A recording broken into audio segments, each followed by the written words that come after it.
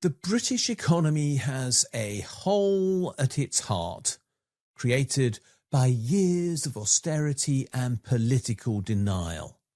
Public services are crumbling, investment is missing, and living standards have stagnated.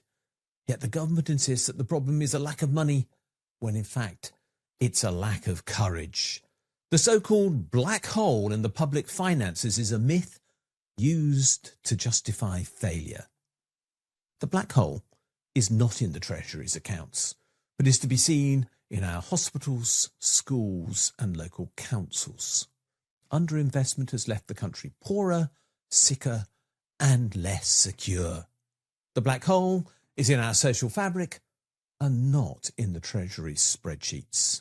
Decades of cuts have created scarcity where there should be abundance. Governments that issue their own currency cannot run out of money.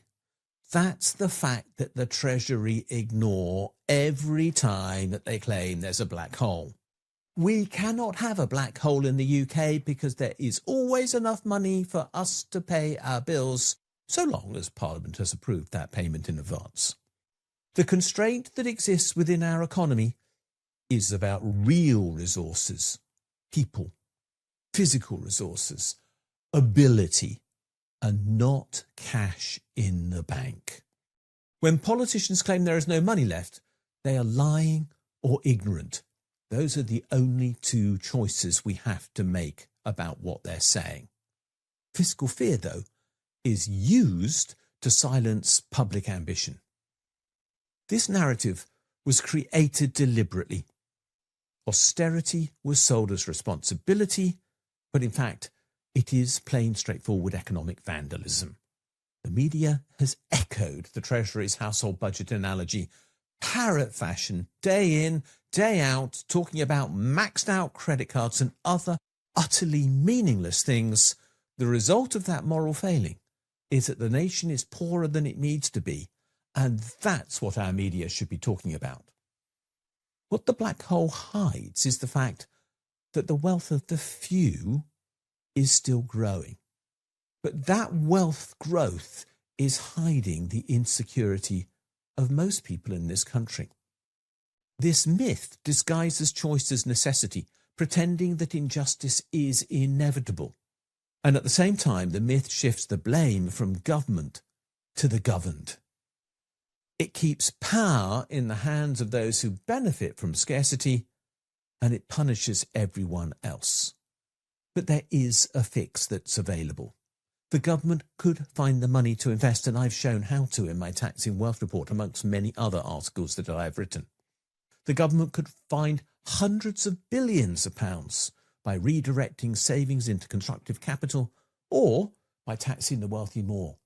And although it doesn't need that money to spend, it does need to balance the consequences of that spending, and that's why the programmes I suggest are important.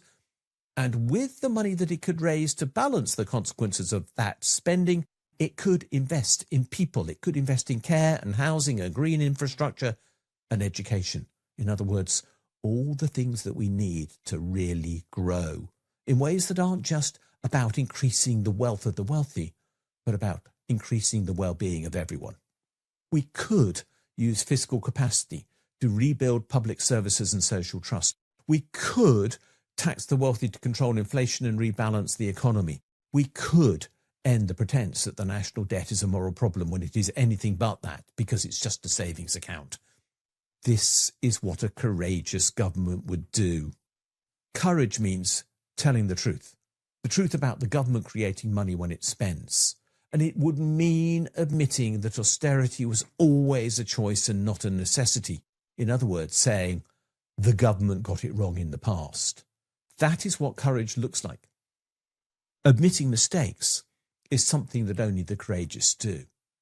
And the courageous would use fiscal power to serve the public good and not private wealth, which is what is happening now.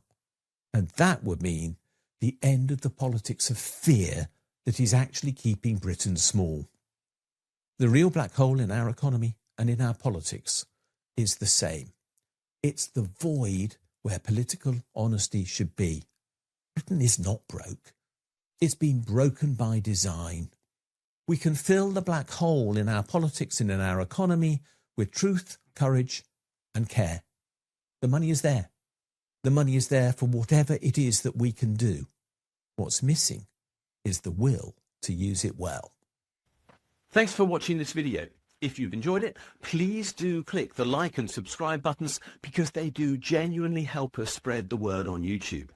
As importantly, could you have a look at the section below this video where it says more, and there you'll find a link to my blog. And if you follow that for the specific link to the blog entry related to this video, you'll find a transcript of this video and lots of other related material, plus a ChatGPT prompt that you could use to write a letter to your MP on the contents of this video, which will turn you into a campaigner, which will be a great thing to do.